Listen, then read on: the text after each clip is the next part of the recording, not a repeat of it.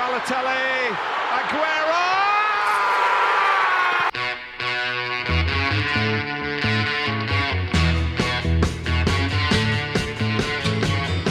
Header, Pajero! Oh, you beauty! What a head, son! What a head! What a head! Come on! Guess who? Guess who? It's him again! It's a stretch and it's in! Oh, I can't remember the last time I saw something like this! He's turned the tie around all by himself. Kane! Well, he's got another one. You know, we've had some unbelievable box-to-box players within the Premier League. Et bien voilà, bonjour à tous pour un nouvel épisode d'un podcast signé Box to Box, pardon. Aujourd'hui, on s'intéresse à un genre de joueur qui fait beaucoup débat. Ce sont les joueurs surcotés qui ont évolué en Première Ligue ces dernières années. Bon, évidemment, la définition est un peu floue. Qu'est-ce qu'un joueur surcoté? Est-ce que c'est un joueur qui est décevant ou qui a une valeur de transfert beaucoup trop importante par rapport à ses prestations? Ben voilà. Est-ce qu'on juge ça en fin de carrière, pendant la carrière? C'est plein de questions qui font que la définition est assez floue. Mais on va s'accorder pour dire qu'en fait, ce sont des joueurs qui ont déçu et sur lesquels on avait placé beaucoup d'espérance et qui ont beaucoup d'attentes en eux. Donc voilà, je pense que comme on a discuté, si c'est bien défendu, je pense que ce genre de joueurs, on va jamais dire que les joueurs sont nuls. On est tous d'accord pour dire que les joueurs dont on va parler maintenant sont des bons joueurs, sinon ils seraient pas là où ils sont. Mais voilà, on va en parler tous ensemble. Aujourd'hui, on est avec les deux Max, l'Ouest et le Jaune. Salut. Salut. Avec Antonio Salut tout le monde. et Scott. Salut. Donc voilà, bonjour à tous. On va entamer directement avec le top 3 de Max l'Ouest. Oui, bonjour à tous. Alors moi j'ai trois joueurs, deux relativement discutables, je pense, et un assez évident. Je pense que je vais commencer par le plus évident. Jesse Lingard, que je considère comme joueur surcoté. Alors en tant que joueur de Man U, c'est pas un secret de vous dire que ce joueur nous a déçus, la communauté supporter de Man U, plus d'une fois. Voilà, c'est un joueur qui pour moi était présenté à l'époque où il était revenu de son prêt à Man U comme un nouveau jeune anglais exceptionnel et bon, il a jamais vraiment réussi à confirmer. Et bon, là on voit que ces derniers temps il est plus dans les plans de Solskjaer, et en tout cas depuis qu'il joue plus trop, l'équipe tourne très bien. Donc est-ce que certains y verront un lien? Je ne sais pas, mais en tout cas moi je le considère comme surcoté. Parce que voilà, on avait des grosses attentes, et je pense qu'au final, c'est un joueur qui n'a pas trop répondu aux attentes, de par les stats et de par ce qu'il apporte dans le jeu, évidemment. Et un joueur qui a fait beaucoup parler de lui en dehors du terrain, je pense aussi, ce qui n'a pas aidé. Non, voilà, il avait ce côté un peu bonne ambiance. Je pense qu'il mettait probablement une bonne ambiance dans le vestiaire. Hein. Je suis pas un interne dans le vestiaire, mais je parle, voilà, quand on parle de joueur, moi je parle de prestations sur le terrain, et évidemment. Je trouve voilà que il n'a pas répondu aux attentes, et je pense que là il est quand même déjà à un âge où ça va devenir compliqué, quoi, parce que il a pas 21 ans, il en a 28, et bon, enfin voilà, je suis assez perplexe par rapport à ces opportunités, et je pense que si jamais il veut vraiment avoir du temps de jeu, pouvoir pratiquer du football et montrer que c'est quand même un bon joueur mais pas un excellent joueur, il faudra aller voir ailleurs. Ça, je pense que c'est indéniable. Je suis quand même pas mal d'accord avec ce que tu dis, Max, mais je pense que ce qui lui a coûté assez cher au final, c'est le fait d'avoir, bon, pas explosé, parce qu'on peut pas parler d'explosion, mais d'avoir intégré l'équipe première avec la vague Rashford, Martial, etc. Et d'avoir en fait, bon, moi personnellement, j'ai toujours un peu regardé Lingard en comparaison avec Rashford, deux Anglais qui, bon, il y a quelques années étaient encore jeunes, bon, Rashford encore, mais et de voir qu'en fait, pour l'un, ça a très bien marché, pour l'autre, pas du tout. Et ce qui est encore plus choquant, c'est que c'est pas non plus quelqu'un, Lingard, qui a des petits rôles, quoi, dans le sens que, comme tu dis, il a quand même pas mal joué avec United, et il a surtout pas mal joué avec la sélection anglaise. Hein. Donc, ça, faut pas l'oublier que les sélectionneurs lui ont fait confiance, et ça reste un point d'interrogation énorme, moi, je trouve. Ouais, c'est quelqu'un qui a l'air très, très détendu, limite parfois trop. Enfin, c'est l'impression qu'il renvoie en tout cas. Comme tu disais, Max, certainement très bonne ambiance, etc. Mais c'est un peu le revers de la médaille, c'est que du coup, sur le terrain, on a tendance à les qualifier d'un peu trop nonchalant et voilà, pas assez impliqué dans le jeu de l'équipe. Mais ce Ouais, qui est c'est beau ça. avec lui, c'est que la saison passée, il y avait un supporter qui avait misé sur le fait qu'il ne mette pas un but et pas un seul assist sur la saison. Tout se passe bien jusqu'au dernier match. Et là, on se dit, c'est un match important à Leicester, donc on se dit, on va pas le mettre. Solskjaer ne le met pas. Il le fait rentrer au jeu pour les 5 dernières minutes et il met un assist, ruinant le pari du Ouais, supporter. ça, c'est quand même incroyable ça. Mais j'allais rebondir justement sur ce fait-là aussi. C'est que bah, il a plus rien montré de très impressionnant lors de ces dernières années. Et d'ailleurs, les stats sont là pour le prouver. Je sais pas combien de goals et d'assists il a délivré ces dernières années, mais je pense que c'est en dessous de 5 en tout cas, il me semble. Ben, j'ai pas été vérifié, mais c'est pas très affolant, quoi. Bah, cette saison, c'est assez édifiant, hein, même si on est à la moitié, mais 2 matchs en coupe de la Ligue et un match en FA Cup, quoi. Donc c'est pauvre. Non, mais c'est ce que je disais, il est voilà, clairement, et moi je râlais peut-être un peu l'année passée, il y a 2 ans, parce que quand Solskjaer est arrivé, il jouait encore pas mal. Mais là, maintenant, je pense qu'il est vraiment plus dans les plans, parce que voilà, je pense que l'entraîneur et ses adjoints ont réalisé que autour de sa place, il y a bien meilleur, quoi. Donc, il y a pas de débat. Mais ouais, non, voilà. Donc bon, pour clôturer, je pense qu'on peut tous être d'accord plus ou moins qu'il a, il a ce côté un peu surcoté, quoi. Avec, Ouais, il n'y a ouais, pas je suis assez d'accord. délivré les attentes de tout le monde. Donc voilà, je ne vais pas tergiverser trop sur Lingard et on va passer tout de suite au deuxième joueur qui est peut-être un peu plus controversé, mais enfin, au niveau du choix que j'ai fait, en tout cas, c'est Theo Walcott. Ouais. Alors, bon, Theo Walcott, c'est un peu. Disons, il y a deux Theo Walcott, quoi. Il y a le Theo Walcott à l'origine qui perce un peu à Southampton, transféré très très jeune à Arsenal, qui au début joue fort bien hein, pour les Gunners. Et bon, et au final, quand on regarde ses statistiques, je vois la 65 buts en 270 matchs. Pour un ailier ou un milieu latéral, c'est quand même assez honorable comme statistique. Mais c'est juste que j'ai l'impression vraiment que comme beaucoup de joueurs anglais jeunes hein, qui ont souffert dans le début des années 2010, fin des années 2000, ce côté c'est le prochain un tel, c'est voilà, c'est le prochain super joueur de l'équipe. Et je pense que Walcott aurait pu être un très très très bon joueur. Ou pas, mais en tout cas, je trouve que par rapport à la carrière qu'il a fait, on l'a un peu surcoté, quoi. Et je trouve, voilà, j'ai regardé quelques matchs de Southampton cette année parce que je trouve que c'est une équipe qui joue très bien. Et je trouvais que justement, c'était un des joueurs qui me faisait les moins bonnes impressions, quoi, sur le terrain. Je trouvais que toute l'équipe de Southampton fonctionne relativement bien, mais que lui avait pas trop sa place. Et c'est un peu ce qui s'est passé à Everton aussi, j'ai l'impression. Hein. Voilà, les 2 dernières années, il a beaucoup joué, mais on n'a jamais vraiment senti qu'il avait vraiment sa place. Donc voilà. C'est peut-être un peu sévère, hein, parce que voilà, ça reste un joueur qui a fait des bons matchs, qui a mis des beaux goals, mais je trouve que voilà, dans l'ensemble, un peu surcoté, Theo Walcott. Ouais, moi je suis d'accord avec toi, Max. C'est un joueur qui a rapidement pété, je veux dire. Et comme tu dis, ses stats sont pas si mal que ça au final. Ça a été un très bon joueur, mais je pense qu'on a placé beaucoup trop d'attentes envers lui. Et des fois, la pression peut faire craquer n'importe qui. Et c'est ça, ces dernières saisons, il n'a pas réussi à prouver qu'il était l'homme de la situation, quoi, comme tu le disais. Dans ses derniers clubs, Everton et Southampton, voilà, il a eu du mal, quoi. Ouais, c'est peut-être le Ouais. décalage qu'il y a eu avec ce qu'il a montré au début et on pensait que ça serait sur une pente ascendante, qu'il progresserait encore plus et on a été un peu déçus.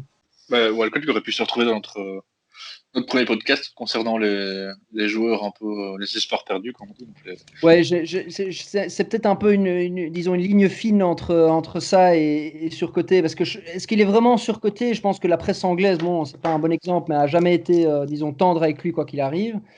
Donc, est-ce qu'il est vraiment surcoté? Je sais pas, mais c'est juste que on a tendance toujours à dire que les joueurs entrent dans la fleur de l'âge, disons à 26, 27 ans. Et j'ai vraiment l'impression que pour Walcott, c'était l'inverse, quoi. Que il était très bon entre, disons, ses 18 et ses 25, et après, c'est devenu une longue descente, quoi. Bon, après, il a toujours du temps de jeu, hein, il joue, voilà, mais c'est juste que ça a plus rien à voir avec le joueur qu'on connaissait il y a environ 8 à 10 ans, quoi. Mais c'est vrai qu'il a percé très très tôt aussi. Ça a peut-être joué dans la courbe de forme de sa carrière, surtout pour un joueur qui place autant d'importance dans ses changements de rythme et ses accélérations.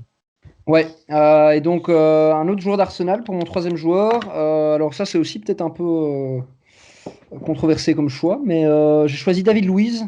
Alors ça, c'est peut-être un peu personnel aussi. J'ai jamais été un grand fan de joueur, de ce qu'il pouvait montrer sur le terrain. Je me souviens d'une simulation où il avait rigolé à la caméra. Enfin, c'est des genres d'attitudes, moi, qui me déplaisent un peu sur un terrain de foot. Je suis peut-être un peu traditionnel et classique, mais voilà, j'aimais pas trop son côté un peu trop fantasque. Et bon, honnêtement, je trouve que, à part mettre des coups francs à 30 mètres plat du pied qui rentraient parfois, disons une fois sur 15, défensivement, je le trouvais à la rue, souvent. Et je le trouvais pas, voilà. Je le trouvais limite meilleur dans un rôle de milieu défensif où, quand il faisait sa boulette, il y avait deux défenseurs centraux derrière pour le rattraper. Bon, après, au début à Chelsea, je pense que c'était un bon joueur, honnêtement. Il ne faut pas non plus l'accabler, mais je trouve vraiment qu'après, ça a été vraiment pas bon. Et ce qu'il a fait à Arsenal, il était pas bon, quoi. Arsenal, il n'est pas aidé par le reste de l'équipe, hein, mais pour moi, il était vraiment pas bon. Donc voilà, surcoté, ouais, je trouve que, honnêtement, je trouve que parfois les gens l'encensaient et j'ai jamais été impressionné par ce joueur, voilà. moi, je dirais aussi surtout sur le côté, quand on regarde les montants de ces transferts, même si c'est pas ça qui fait la qualité d'un joueur et qui le définit, mais 25 millions de Benfica à Chelsea, bon là c'était quand il explosait, je veux dire, donc ça peut s'entendre. 50 millions de Chelsea au PSG, 35 millions du PSG à Chelsea. Moi je trouve que c'est quand même des prix qui sont très très élevés pour un joueur, comme tu viens de dire, un bon joueur, mais je trouve ça excessif. Je voulais juste dire, pour rejoindre ce que Max disait, que c'est quelqu'un qui est loin d'être mauvais avec la balle au pied, parce que bon, les francs le prouvent, et quand il jouait NBC, c'était même intéressant sa construction à Chelsea, mais défensivement, on va pas prendre des pincettes. Moi, je trouve ça catastrophique, hein, parce que autant quand il était avec des joueurs un peu plus expérimentés, style des Cahill ou des John Terry ou des Thiago Silva, ça passe. Mais quand tu te retrouves avec un Mustafi ou un Papastathopoulos à côté de toi, ça perce 9 fois sur 10. Moi, je trouve ça honteux. Niveau défensif, il a pas de formation défensive, cet homme, moi, je trouve. Ouais, voilà, c'était là-dessus que je voulais rebondir aussi, niveau quand on parlait des budgets de transfert.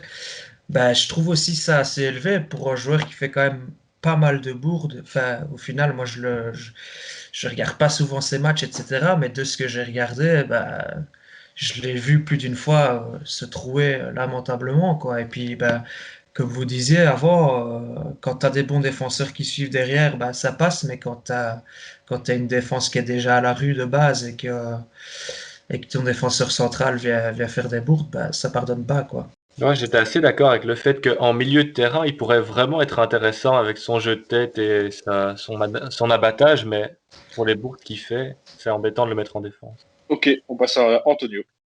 Alors moi aussi, j'ai dû choisir 3 joueurs et je trouve, comme on l'a dit au début, cette étiquette de surcoté, en fait, elle fait assez mal parce que au final, c'est très très dur et dans le foot d'aujourd'hui, on voit souvent les gens qui jugent par rapport aux millions et par rapport au prix des transferts et par rapport à très, très brièvement en fait et sans laisser le temps aux joueurs d'exploser ou de s'adapter. Et je trouve que ça fait beaucoup de mal aux joueurs, au club et à tout le reste. Mais bon, néanmoins, il y a des joueurs que moi j'ai retenu qui selon moi étaient un peu trop, on va dire, médiatiquement encensés par rapport à leurs prestations. Je vais commencer par Nicolas Pepe, l'ailier d'Arsenal arrivé avec des grandes, on va dire des grandes attentes, avec notamment un très très grand transfert, et qui, pour le moment, moi sur le terrain, ne m'a pas convaincu énormément. Je pense que Arteta commence à savoir le gérer, notamment en le faisant rentrer maintenant, plutôt que le faire commencer. Mais encore une fois, l'étiquette, je pense que son transfert était aux alentours des 60-80 millions, après avoir fait une bonne saison en Ligue. Ouais, 72 millions de livres. Ah ben voilà, moi je trouve que ça l'a tué et ça fait et c'est sans lui jeter la pierre à lui uniquement, hein, parce que arriver dans un club en première ligue comme ça, en pleine reconstruction, 80 millions, je trouve ça, il y a personne qui peut s'en sortir avec cette situation. Il faut laisser le temps aux gens de se construire et voilà. Mais je pense que je ne sais pas si c'était un joueur qui a le niveau pour redorer le blason d'Arsenal, on va dire. C'est marrant de constater que, comme tu dis, en termes d'adaptation de terrain, je pense que le parcours en Europa League d'Arsenal lui fait beaucoup de bien parce qu'il a joué tous les matchs et c'est 3 buts, 3 assists en 6 matchs. Donc, c'est la preuve que, certes, contre une opposition plus faible, mais c'est bien aussi de pouvoir accumuler les buts dans ce genre de compétition, quoi. Ouais. Preuve que c'est un joueur de qualité, mais qui justement peut-être est surcoté pour la première ligue.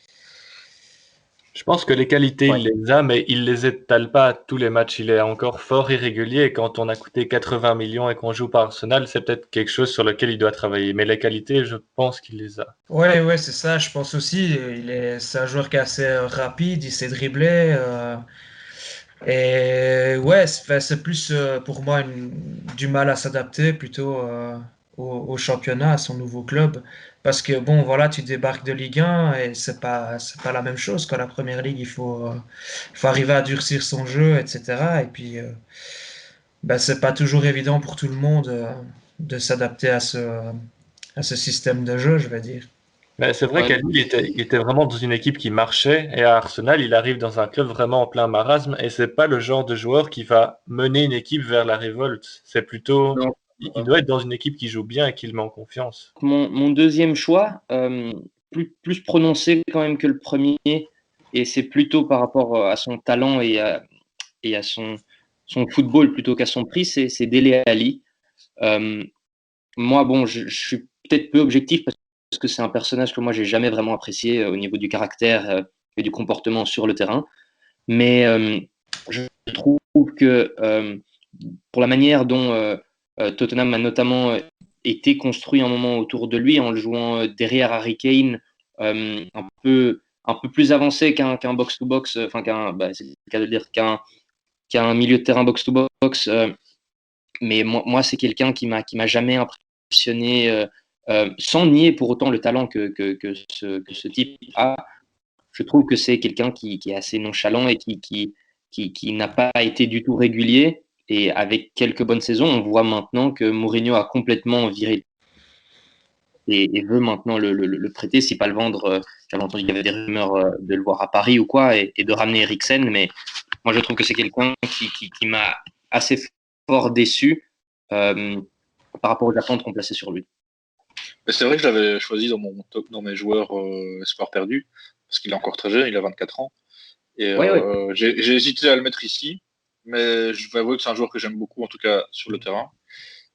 Mais il me déçoit énormément. Et on a cru à une petite résurrection à l'arrivée de Mourinho, où il a enchaîné 2-3 bons matchs, mais ça n'a pas duré sur la longueur, et on se rend compte que ça coince. C'est peut-être que son problème, outre le comportement, c'est aussi son côté polyvalent, et on ne sait pas très bien le faire jouer qu'il enchaîne les matchs, quoi. Donc, maintenant, ça ne l'arrange pas d'avoir dans le système de Mourinho un type comme Kane qui joue à la fois numéro 9 et numéro 10. Quoi. Donc, non, mais c'est peut-être aussi un joueur qui aime bien, disons, avoir la lumière sur lui, sur ses bonnes prestations. Et quand on a un Harry Kane et un Son qui tournent à plein régime comme ils le font maintenant, ça doit peut-être être aussi difficile pour lui psychologiquement. Bon, il n'a pas beaucoup sa chance non plus, hein, il faut le dire, mais d'être comparé, disons, à ces joueurs-là, parce que voilà, ils sont un peu tous, disons, de la même génération Tottenham, tous un peu arrivés au même moment, qui fonctionne, cette équipe de Tottenham qui fonctionne bien depuis 5-6 ans maintenant. Et donc,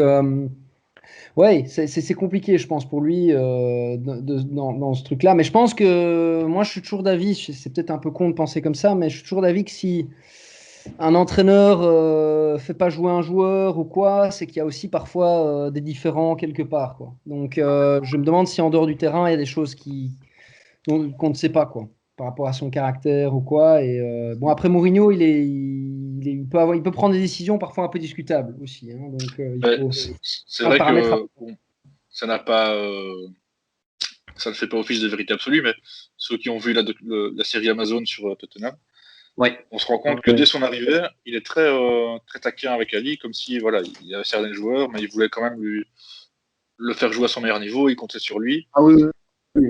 Alors qu'il se montre beaucoup plus désagréable, je veux dire, avec d'autres joueurs comme Danny Rose, par exemple.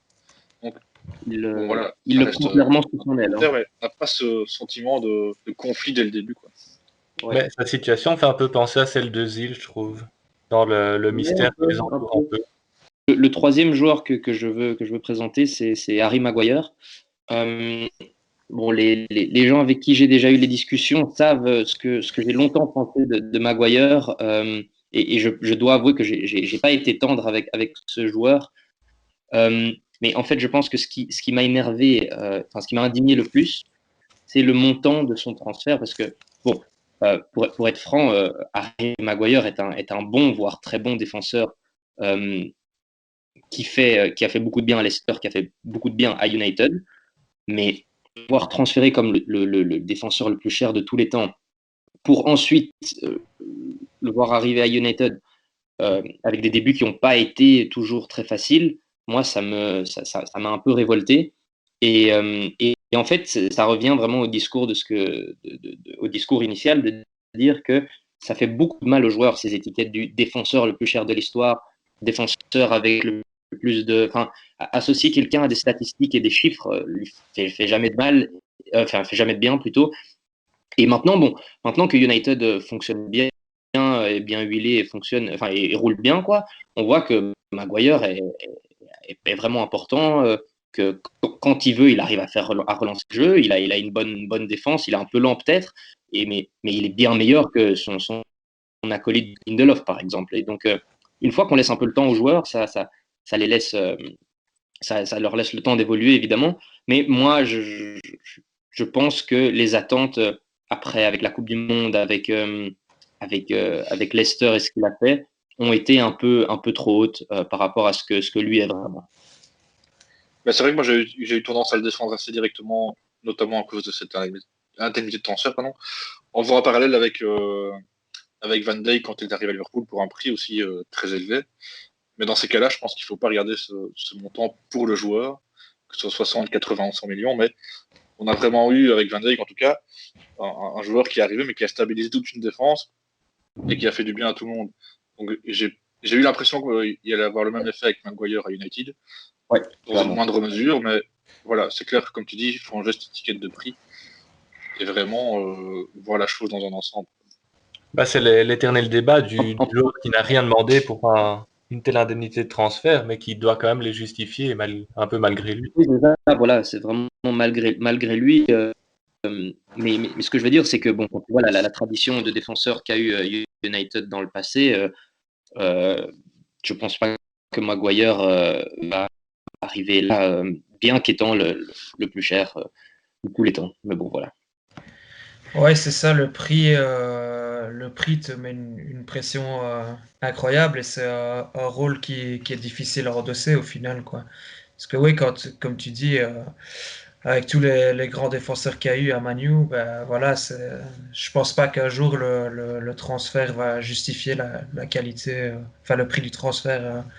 Je pense pas qu'un jour va justifier la qualité de Maguire, qui est malgré tout, comme on l'a dit, c'est pas une chèvre non plus, il est pas mauvais, mais je pense que s'il n'entrera jamais vraiment dans la légende, quoi, de Manchester. Mais c'est ça, c'est intéressant de comparer les époques. Je me demande combien un joueur comme Rio Ferdinand, qui avait été transféré de Nice pour quand même assez cher, aurait coûté aujourd'hui.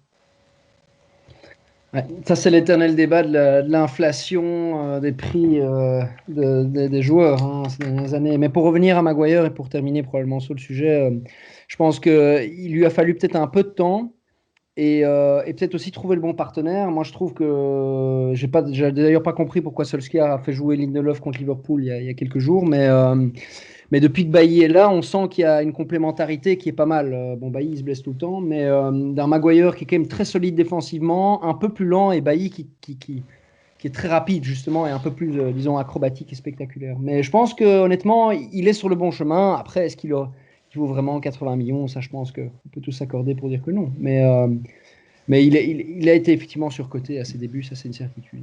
On va passer à Max. Moi, les 3 joueurs que j'ai choisis, bon, je vais commencer par un joueur du club rival.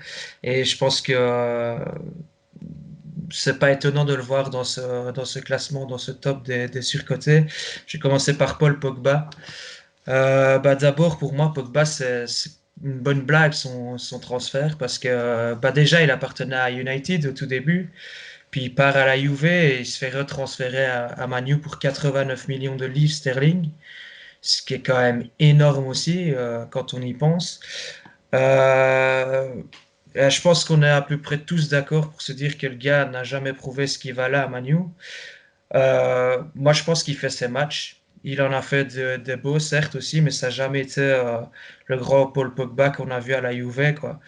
Je pense que le championnat italien, c'est peut-être un championnat qui lui convenait peut-être mieux. Et comme je disais avant aussi, faut s'adapter au rythme de la Première Ligue, c'est pas évident.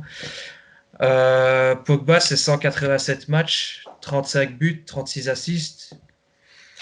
Depuis qu'il y est, il n'a pas fait grand-chose pour confirmer son statut. Enfin, on lui collait une étiquette de star international.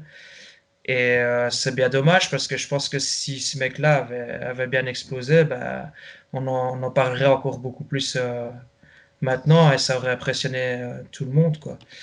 Il est titulaire avec Manu et c'est là aussi qu'on voit que l'équipe a un problème depuis quelques années parce qu'une équipe avec un aussi gros calibre, ça me fait un peu du mal de l'avouer en étant supporter de Liverpool, mais une équipe avec un aussi gros calibre, elle devrait pouvoir se payer des milieux de terrain qui sont de classe mondiale, quoi, et pour le même prix auquel Pogba a été transféré, quoi. Je sais pas si... Mais je crois que ce qui frustre beaucoup les supporters de Man U, c'est de voir qu'il est capable de faire de bons matchs, qu'il en a fait, mais que ça ne s'inscrit jamais dans la durée. Et c'est peut-être ça aussi qui fait qu'il ne franchit pas un palier, entre guillemets, de très bons joueurs à excellents joueurs. Et lui aussi, un peu à l'instar d'Ali, il a eu une très très bonne période. Quand Solskjaer est arrivé, vraiment les 6 premiers matchs, un peu comme tout Manchester, mais c'était vraiment impressionnant à voir à ce moment-là. Moi, je pense qu'il y a un truc. J'avais lu quelque chose par rapport à Pogba. C'était le fait que quand il était en équipe de France, par exemple, parce qu'il était, disons, confiné, disons, dans ce cadre d'équipe nationale et qu'il n'avait pas d'autres distractions, il était très performant. Et qu'en fait, comme il est là, joueur de club, il avait ses distractions et que ça influait un peu sur ses performances. Moi, je pense que Pogba, c'est un joueur qui a besoin de pression pour jouer à son meilleur niveau. Et je trouve, par exemple, d'ailleurs, qu'on le voit depuis quelques semaines un peu plus concerné, un peu plus dans l'équipe à Man U. Pourquoi? Peut-être parce qu'il réalise que, si je joue bien, peut-être que mon équipe va avoir une chance. On est encore loin de la fin de saison, mais pourquoi pas finir champion, quoi. Et je pense que ça le tire vers le haut. Et là, c'est vrai que, mais bon, par rapport à tout ce qu'il a fait à United depuis quelques années, il aurait pu faire tellement mieux. Et c'est parfois un peu dur pour un supporter de Man U comme moi, par exemple, de me dire, mais si Pogba avait presté à son meilleur niveau, où est-ce qu'on aurait pu être, quoi. Ouais, voilà. Du coup, je vais enchaîner directement avec le deuxième joueur. Moi, j'ai choisi comme deuxième joueur, j'ai pris Adama Traoré. Traoré, par où commencer? Traoré, c'est d'abord une belle bête de 1m78 pour 72 kilos de pur muscle, je pense. Le gars, c'est devenu un char d'assaut blindé vraiment en très peu de temps, j'ai l'impression. Il a une vitesse de pointe qui met la plupart des défenseurs de Première Ligue à l'amende. La preuve en est avec ce cliché qu'on a tous vu avec son préparateur physique qui lui enduit les bras d'huile pour éviter de se faire agripper en plein match. Malgré ses nombreuses qualités physiques, Traoré, c'est aussi bien souvent la mauvaise prise de décision, ce qui explique peut-être son compteur de buts qui est bloqué à 0 en 18 matchs de Première Ligue. Il a il n'est plus titulaire, je pense, depuis un petit temps. Et j'étais un peu voir ses stats et en 6 saisons, il a joué 121 matchs et il n'a marqué que 5 buts et fait 14 passes décisives. Donc c'est pas génial pour un attaquant. Faut pas oublier que le gars il sort de la Masia aussi, donc c'est pas n'importe quel centre de formation non plus. Après, moi je dis, c'est un gars, il n'a que 24 ans, donc il a encore beaucoup de choses à prouver. À voir si ça peut se débloquer avec le temps, avec l'expérience, etc. Euh, et puis bon, ici, bah, je pense que pour le moment, c'est un peu difficile de se refaire une place dans l'équipe, quoi. C'est vrai qu'il a tellement eu des actions de folie, en tout cas la saison dernière, qu'on a une image de lui comme un joueur de grande qualité. Bon voilà, cette année-ci, c'est plus difficile. Peut-être à l'image de toute l'équipe des Wolves, hein, qui patine un peu. Mais comme tu dis, voilà, c'est vraiment là-dessus qu'il faut insister. À mon avis, c'est qu'il n'a que 24 ans. Après, faut pas oublier que Traoré, bon, ses statistiques veulent pas non plus tout dire parce qu'il a joué pendant pas mal de temps pour Wolverhampton comme latéral plutôt faisant le pont entre milieu de terrain, défense, attaque, un peu un latéral box-to-box, quoi. Dans une défense à 3 ou à 5. Donc, bon, je trouve ce qui est intéressant avec ce joueur, c'est qu'il a réussi à apporter beaucoup de stabilité à un moment défensivement et un peu d'inventivité offensivement. Moi, je trouve que c'est indéniable que c'est un joueur qui a un talent incroyable. Enfin, il est sorti de la Masia, comme tu disais, il a rejoint les Wolves l'année passée. Il fait une saison splendide, je trouve. Cette année, c'est vrai qu'il a plus de mal à se trouver, mais j'ai l'impression, de ce que j'ai entendu, c'était qu'il a envie de partir et il ferait plus partie des plans de l'équipe. Donc bon, ça c'est à voir encore. Ouais, c'est ça, c'est assez bizarre de s'imaginer qu'il est sorti quand même de la Masia, de l'académie du Barça, parce que c'est pas exactement le style de jeu dont on attendrait d'un jeune de là-bas. Mais ouais, en fait le fait de le faire jouer sur un espèce de wingback sur l'aile, c'est finalement ce qui lui convient de mieux, de partir de plus loin. Parce que j'ai l'impression que les défenseurs se sont un peu adaptés à lui en faisant une double couverture et que ça le dessert un peu, quoi. Qu'ils ont compris le truc. Bah voilà, le troisième que j'ai choisi, c'est de l'équipe que je supporte, de Liverpool. Bah moi, j'avais envie de parler de Naby Keita. Bah, Naby, moi, je trouve que c'est un des rares échecs de Klopp. Parce qu'en soi, c'est pas un mauvais joueur, mais c'est un joueur qui m'a jamais vraiment impressionné. Il est jamais vraiment sorti du lot pour moi. Certes, il joue bien, mais est-ce qu'il a le calibre pour jouer à Liverpool? Il a du mal à trouver ses marques, ça se ressent. Moi, on me le vendait comme un gros transfert et au final, il n'a pas montré grand-chose de son potentiel. Certes, son potentiel a été, je pense, salement gâché par les blessures à répétition qu'il a subies et qui lui ont très certainement empêché de dévoiler son vrai potentiel. Voilà, ben, Naby, moi, j'ai pas grand-chose à redire dessus. Pour moi, c'est une déception et il est assez surcoté, surtout par les supporters de Liverpool qui le hissaient au plus haut, alors qu'il ne devrait pas y être, je pense. Comme C'est vrai qu'en tant que suiveur de Liverpool, j'étais assez excité de le voir arriver. Bon, c'était un milieu très technique, porté vers l'avant, et on doutait qu'il allait faire du bien. Mais oui, voilà, il y a eu des blessures. Un manque de. Voilà. Parce que Fabinho a mis beaucoup de temps à s'intégrer aussi, quasiment 6 mois. Au final, c'est devenu Ouais, c'est vrai. aussi pas le meilleur joueur. le fait que des grosses fanbases comme il y en a beaucoup en Angleterre, hein, avec Liverpool, United, etc. Bon, c'est pas anodin qu'on parle beaucoup de Liverpool et d'United dans ce podcast parce que c'est des grosses fanbases internationales qui ont eu souvent l'occasion de s'exciter et d'attendre l'arrivée d'un joueur avec beaucoup d'impatience et beaucoup d'attente. Et au final, on voit que la réalité n'est pas toujours là, quoi. Donc, mais je pense que c'est vraiment, enfin, c'est vraiment propre à ces gros clubs-là d'avoir des joueurs qui parfois sont juste là pour faire un peu du bien, pour faire respirer l'effectif, mais qu'on caractérise directement des prochains Paul Scholes ou des prochains Gerrard, quoi. Bah, on mesure peut-être pas assez la distance qu'il y a entre les clubs d'où ils viennent. Comme là, je pense qu'il vient de Leipzig. Non, c'est vrai. Ouais, c'est ça. Voilà. Ouais. Il y a une différence entre Leipzig et s'imposer à Liverpool au milieu des Fabinho, des Milner, des Henderson. L'arrivée de Thiago, ça va encore être plus difficile. Il ne faut pas oublier Ouais. qu'il y a encore Chamberlain qui est blessé. Enfin, le milieu est complètement saturé à Liverpool. Et ça tombe bien parce que du coup, on fait jouer les milieux en défense centrale. Mais ça ne va pas être évident. D'ailleurs, je trouve que Fabinho s'en sert très bien en défenseur central. Il est pas mauvais du tout, mais bon. Je pense que ça retire une dynamique à leur milieu de terrain, quoi. Il y a plus autant de créativité, etc. Et il ratisse moins au milieu de terrain parce que Fabinho, c'est quand même. Enfin, il n'y a rien à faire. Il est un peu partout, je trouve. Bah, moi aussi, c'est des choix assez discutables, on va dire. Et on va aussi commencer par un raid. Et par rapport à ta définition de début de chapitre avec la définition du joueur surcoté, moi, je vais commencer par Joe Gomez. C'est un choix discutable. Et je me ramènerai plus au fait que c'est un joueur surcoté par rapport au statut qu'il a, c'est-à-dire de défenseur de l'équipe championne aux côtés de Virgil van Dijk. Et je trouve, bon, c'est pas facile d'être à côté de Van Dijk tellement, enfin, quand il était encore là, tellement il en impose, mais je pense que Joe Gomez fait un peu tâche dans cette équipe. C'est qu'un avis personnel, mais je le trouve pas serein, pas serein dans ses interventions. Ouais, moi je pense que c'est plutôt. Enfin, c'est quand même un joueur qui reste assez jeune. Je sais pas exactement quel âge il a, mais Il a je 23 ans. pense. Ah ouais, ça va. Ouais, 23 ans.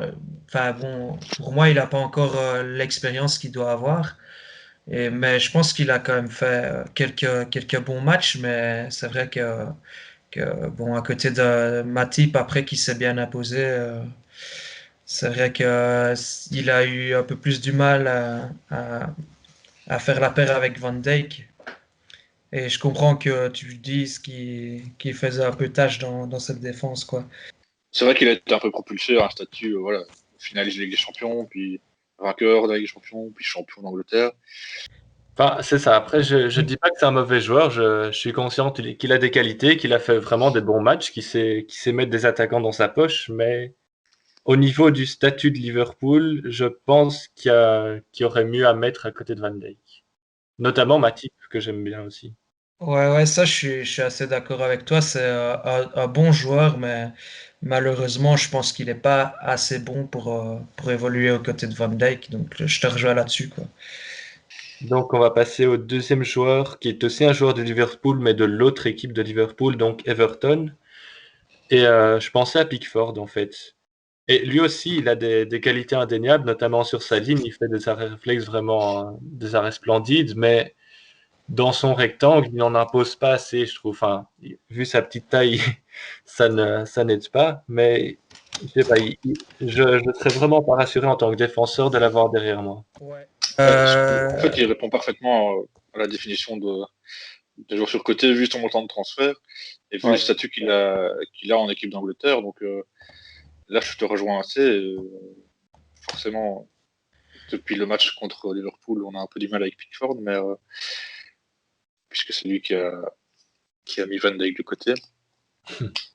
Et ouais, je pense que là, il rentre clairement dans les critères et il n'est pas à l'abri d'une boulette. C'est surtout ça qui fait que.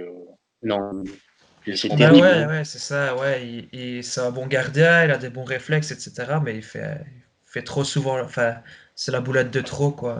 Bah, et ouais, comme tu disais, c'est pas un grand gardien. Il fait jamais que 1,85 m. Et donc, il devrait essayer d'en imposer plus, quoi. Ouais, comme tu disais, il n'est pas assez imposant dans son rectangle, quoi. Et en plus, il n'est pas vraiment challengé. Enfin, il n'a pas vraiment un numéro 2 qui pousse derrière lui, que ce soit Everton en équipe nationale. C'est ça le pire. Moi, je suis pas d'accord. Je trouve que pour l'équipe nationale, justement, moi, ce que je trouve assez choquant, c'est que Southgate continue à se baser sur lui comme numéro 1, alors qu'ils ont des. Bon, moi, je trouve que Nick Pope, par exemple, Ah oui, c'est est vrai. bien. Ouais, j'allais en parler aussi, justement. Et, Ouais. j'allais dire aussi Dean Henderson, mais c'est peut-être un peu tôt pour pouvoir le prouver. Mais je trouve que honnêtement, Pickford, il a ce qui manque. Il lui manque quelque chose qui ne fera peut-être de lui jamais un vrai bon gardien. C'est la constance et la régularité, quoi. C'est pas quelqu'un, comme vous disiez avant, c'est pas quelqu'un qui est en mesure d'assurer, quoi. C'est pas un type en qui j'ai confiance. Moi, si je suis défenseur, j'ai pas envie d'avoir Pickford dans mon dos qui fait une fois sur deux des sorties kamikazes et l'autre fois qui petite savonnette et qui quoi. Ça, j'ai pas envie, non. Et le troisième joueur que j'ai coché, c'est peut-être celui avec lequel j'ai le plus hésité, c'est Fred de United.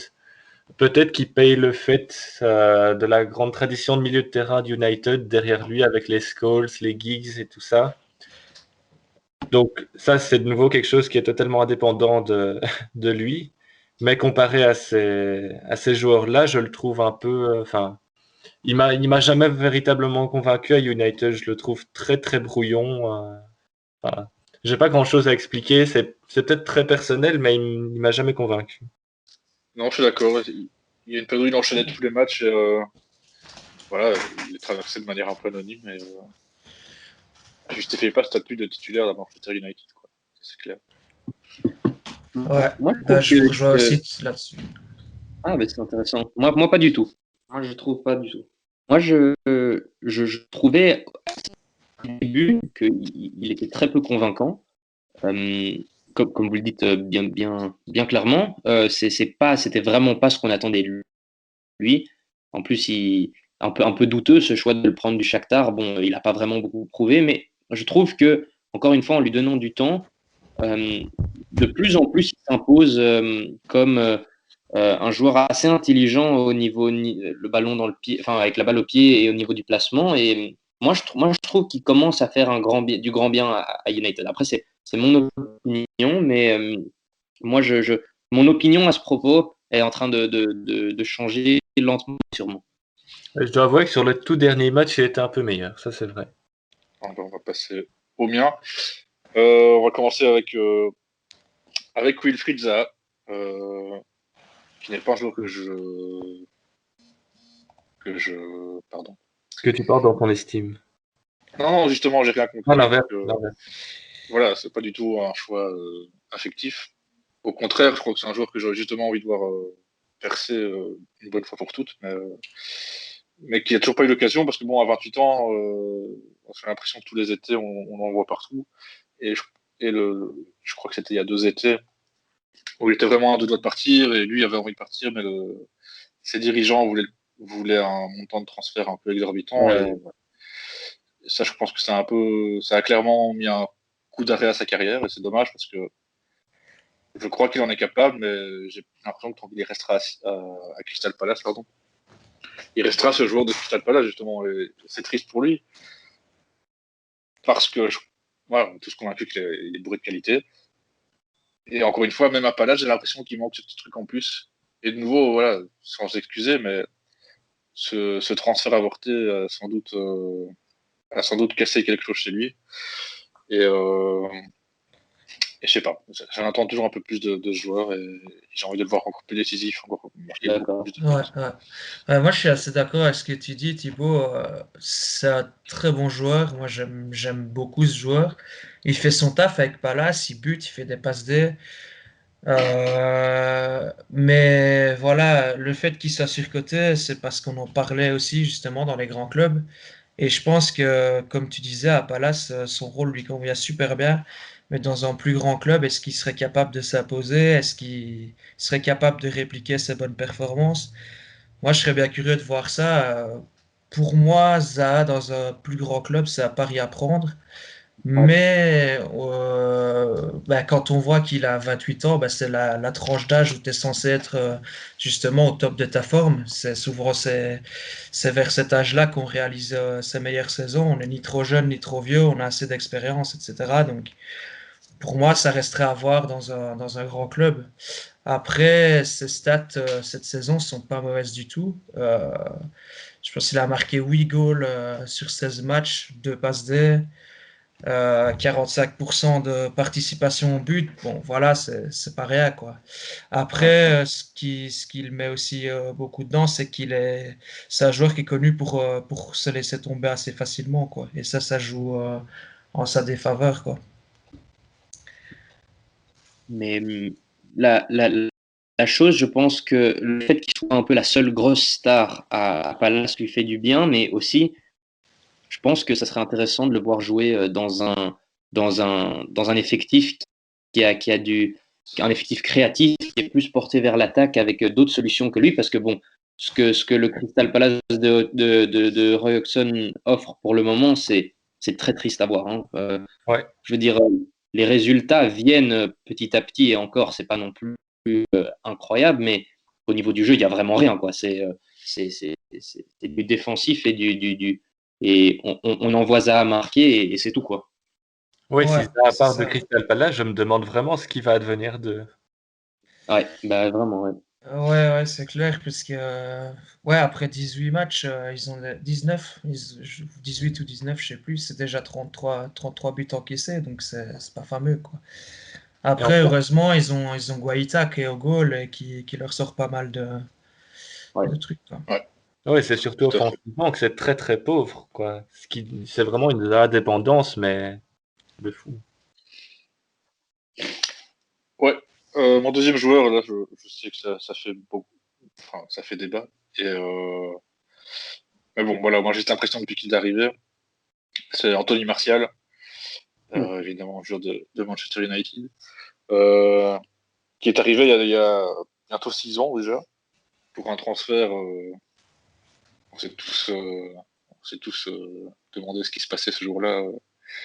Un 31 août, une soirée d'été où United a clairement pété un câble. Mais bon, voilà. À l'époque, on a annoncé 80 millions. Il s'est avéré que c'est 60 plus 20 de bonus. Mais ce qui semble un prix normal à l'heure actuelle, mais qui à l'époque était complètement fou. Enfin, je sais pas si ça a battu un record, mais on n'était pas loin du record à l'époque. Et voilà, forcément, avec une étiquette pareille, parce que bon, il sortait d'une bonne saison à Monaco, mais il n'avait pas un statut. C'est pas Kylian Mbappé non plus. C'était. Voilà, il n'avait pas un statut de grand espoir français, ou en tout cas, évidemment, pour les joueurs de Monaco, il le connaissait, mais je ne vais pas dire qu'il sortait de nulle part, parce que c'est exagéré, mais voilà. On avait beaucoup de mal à comprendre Ouais. ce qui passait par la tête de United à l'époque. Il faut avouer que depuis, voilà, il a clairement porté le poids de ce prix de transfert, et il n'a jamais été scandaleux, on est tous d'accord pour le dire, je pense. Mais voilà, un peu comme ça, et dans une autre mesure, encore plus, je trouve. Il manque ce petit grain de folie, ce petit truc en plus qui fait que c'est un tout bon joueur. Et c'est peut-être lié à son caractère qui est assez réservé, en tout cas sur le terrain. C'est peut-être ce qui fait comment dire, on a moins cette impression de joueur qui éclabousse le Ouais, terrain de son talent. même s'il joue Et pour voilà. l'équipe, quoi. Pardon? Mais même, enfin, comme tu disais, ce caractère un peu réservé, parfois tu as du mal à comprendre s'il est bien intégré dans l'effectif, s'il joue pour l'équipe ou s'il est un peu toujours individuel de son côté, quoi. Ouais, tout à fait. Parce que bon, il marque des buts, il donne des passes décisives, il fait ça. Ouais. Ça, je pense Ouais, que c'est c'est à dire, ça. mais Mais Ben, bon, sans jamais être étincelant, quoi. c'est aussi une marque de joueur que j'apprécie, où voilà, même si il est enfin, rarement il est du match, il est là, il est présent, il ouais. fait de bruit entre guillemets, quoi. Mais je pense que ce qui lui a coûté beaucoup, c'est le fait de faire partie de cette génération dorée de Monaco où tu as Ouais. des Mbappé, des Martial, des Mendy, Fabinho, Bakayoko, etc. Lemar. Qui en sortent ouais, ben voilà, et de voir qu'en fait, bah, à l'image, peut-être moins, hein, mais à l'image de certains, ça s'est peut-être pas toujours bien passé. On voit Lemar ou Bakayoko qui ont dû. Maintenant, ça repart bien. Bakayoko à Naples et à Milan, c'était intéressant, mais à Chelsea, Bakayoko, c'était pas bon. Lemar, il a dû s'adapter à l'Atlético et ben, Martial, pas toujours Mbappé, quoi, quand on compare. Mais bon, après, peut-être la clé est de ne pas comparer, hein, aussi, hein. Ouais, et puis voilà, il a encore 25 ans, donc sa carrière n'a fait que commencer, entre guillemets. Mais voilà, j'ai rien contre lui de nouveau, mais voilà, j'en attends un peu plus. Et même en équipe de France, je pense il pourrait aussi être encore un peu plus décisif, encore un peu plus présent. Sûrement, sûrement. Et pour avoir votre avis, c'est quoi son meilleur poste finalement à Martial? On l'a souvent, enfin, on l'a quelquefois aligné en neuf, mais est-ce que ce serait pas plus sur le flanc? Moi, j'ai l'impression. Sur le flanc, moi je pense Ouais. dans le 4-2-3-1 de Solskjaer sur la gauche, hein, parce qu'il a tendance à avoir le petit dribble là, le petit dribble et la petite course sur le flanc pour après Rashford ou Fernandes plus au centre. Moi je pense que ça lui convient bien à gauche. Ouais. Ouais, je suis assez d'accord Ouais, avec c'est un bon poste à gauche. Et puis, bah, ça lui permet aussi de pouvoir repiquer vers le centre quand il en a envie. Quand on voit le but qu'il avait marqué, je sais plus, je n'ai plus le match en tête, mais c'était le but qui comparait au but de Thierry Henry, là, où il passe quelques joueurs et puis il va la mettre dans le petit filet opposé. Ouais, Voilà. c'est sûr. Et enfin, mon troisième joueur, c'est aussi assez sévère, mais je vais m'expliquer. C'est Joelinton de Newcastle, le Brésilien qui est arrivé d'Offenheim pour 40 millions. Bon, déjà, de nouveau, ça, il n'en peut rien, mais un transfert ouais, très coûteux pour au final pas grand-chose. Saison passée, c'est 38 matchs joués, 2 buts, 2 assists. Et cette saison, en 16 matchs, c'est 1 but, 2 assists. Voilà. De nouveau, on ne peut pas définir un joueur que via ces deux statistiques, mais euh, c'est une déception, ça c'est clair et net. Mais ce qui me fait dire que c'est un joueur surcoté, c'est que j'ai l'impression que beaucoup de gens y croient encore et voient en lui un peu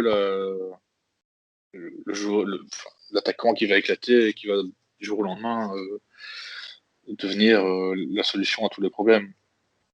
Et moi, j'ai pas du tout cette impression, donc c'est pour ça que je l'ai repris dans ces joueurs surcotés. Quand je vois l'impact qu'a eu Callum Wilson en arrivant, ben, il n'y a pas photo. Enfin, c'est vraiment le parallèle pour dire que qu'un joueur n'est pas l'autre et que parfois un attaquant comme Wilson, qui intéressait des grands clubs à un moment, c'est vrai, mais peut très bien faire le travail. Quoi, c'est ce que je veux dire. Pas besoin de recruter un Brésilien à 40 millions pour marquer des buts. Quoi. Ouais. Même si, voilà, Newcastle est toujours un peu dans le ventre mou, voire la lutte pour le maintien, mais voilà. Bah, c'est un peu Ce qui est sûr, c'est que c'est pas eux qui vont, enfin c'est pas des joueurs comme Joelinton qui vont repousser, enfin qui vont, on va dire, tirer Newcastle hors de ce ventre mou. Ça c'est sûr. bah, c'est un peu l'illustration du prix de transfert qui peut avoir des conséquences assez négatives, comme on l'a dit, sur la pression qu'on peut mettre à un joueur, mais aussi des conséquences plutôt positives dans le sens où c'est un joueur qu'on va moins facilement mettre sur le banc ou faire partir au prochain mercato parce Ouais. qu'à 40 millions, tu dois quand même prouver quelque chose. On va t'attendre un peu au tournant. Enfin, tu dois percer quelque part. Ouais, et puis à l'image d'un Saint-Maximin qui aurait pu se retrouver dans cette catégorie, j'ai Ouais. l'impression que il me donne une meilleure impression sur un terrain que Joelinton. Quoi.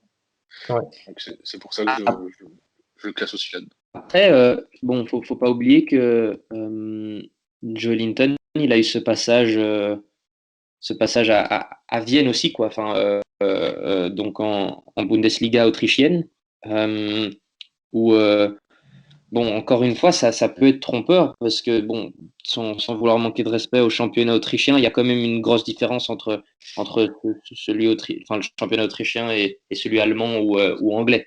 Donc ce genre de statistique fait pas non plus toujours du bien à un joueur parce que je pense qu'il avait eu plutôt des bonnes saisons là-bas. Je vois qu'il a 60 matchs et 15 buts pour 6 passes décisives alors qu'il joue quand même plus en retrait sur le flanc et au milieu. Donc c'est pas mauvais non plus, quoi. Non, c'est clair, mais Ça fait, ouais. je vois pas en lui un grand joueur en devenir. Non, certainement Surtout, pas. Certainement. Je suis d'accord c'est avec ça toi. que je le qualifie de surcoté. Non, mais je suis d'accord. Je suis d'accord. Voilà. On a fait un peu le tour, je pense. Merci à tous. On se retrouve bientôt pour un nouvel épisode. On parlera sans doute des joueurs sous-cotés maintenant, cette fois.